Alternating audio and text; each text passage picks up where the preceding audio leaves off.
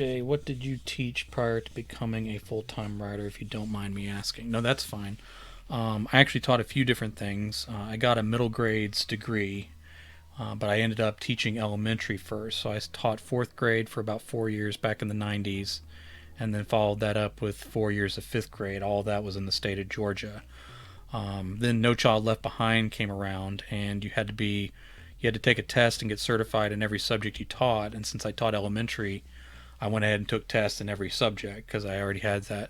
I was teaching every subject, being an elementary teacher, and so I had every subject on my certificate. And then we moved to South Carolina, and I started teaching middle school. So most teachers, middle school teachers, have one, two, maybe three subjects on their certificate, but I had all of them. So I could teach any subject, any grade level, which is great for getting a teaching job. But once you have the teaching job, then I was everywhere, and so I was willing to teach wherever they wanted me to. So every year I ended up teaching a different grade and different subject. So some years I taught social studies, some years I taught science, I taught math, I taught English. Some years I taught math and science. So it really just depended on where they needed me. But I pretty much taught every subject in middle school.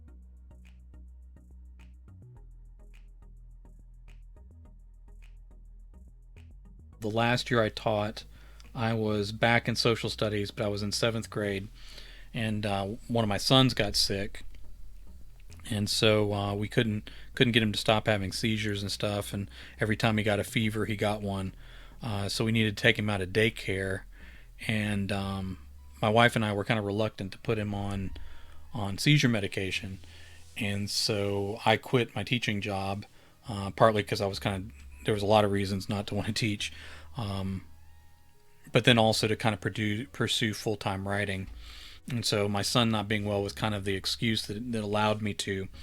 And then I stuck with it. It was a blessing in disguise. He grew out of most of that. Ironically, I ended up having seizures for other reasons later, and did end up going on the medication. But he's doing great, so it was the right choice to stay home with him.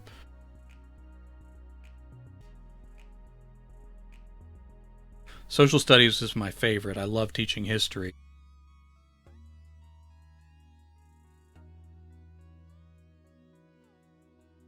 I was a regular education teacher, but when I was in elementary, we were doing an inclusion model, and so special ed students would be serviced within the regular classroom, and a special ed teacher would join in there. So I would partner up with special ed teachers and service students that way. And a lot of times it was good for them because they weren't always getting pulled out of the classroom and missing subjects and stuff. So that was probably some of my most rewarding teaching was when I was in the inclusion classrooms and being able to partner up. But I wasn't ever officially a special ed teacher, but I did participate in and I volunteered for inclusion classes because I felt like it was a good model, and I think it gave a lot of students the most attention.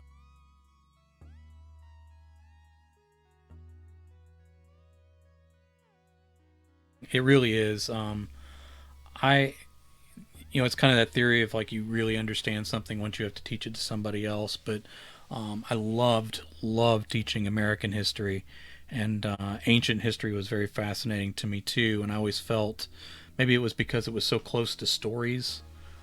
So like really good history is just a really interesting story, and it's the interesting bits that get saved up and people tell, and then somewhere along the way, as we're putting them into textbooks for younger and younger learners, the bits of history become less and less interesting. So I always enjoyed kind of bringing the excitement back into some of those stories, and they've always been a good source for me for polling story ideas. So following like how Roman emperors conducted themselves, especially some of the less well known ones, or emperors of lesser known empires, even stories from the Bible and so forth. All of those tend to be really good sources of drama for sometimes making a backdrop for a story, or repurposing something that happened in history to fit your characters in just about any genre of story. So I really love history in particular. And for a long time, most of the reading I did outside of my own writing was nonfiction history, and I think it fed into my storytelling a good bit. In more recent years, I've read a lot more fiction among indie writers who are doing some really interesting stuff. But I've always loved studying history separately. I've always found it interesting, and if I'm researching for a story, I have to be careful because I'll end up down all sorts of rabbit holes, just studying random people and obscure events in time, obscure events that had possibly had big impacts other places. So all of that stuff fascinates me a lot, and the strange and the ironic and the unusual connections between people, and you can get like a historic figure that we know pretty well, but then you find some unusual fact about them. I'm writing I'm writing a time travel series for middle schoolers. I got 3 books out on that Time Travel Academy, and I'm working on the 4th one now. And it was one of the things they went back in time for was the Wright Brothers. So they're going back at different points in history, and of course, there's always a subplot about the bad guy they're trying to keep from changing history. But there was a one of the significant moments in the Wright brothers' history was that one of them got really hurt in a hockey accident when he was young and didn't end up going to college, and it kind of derailed his life.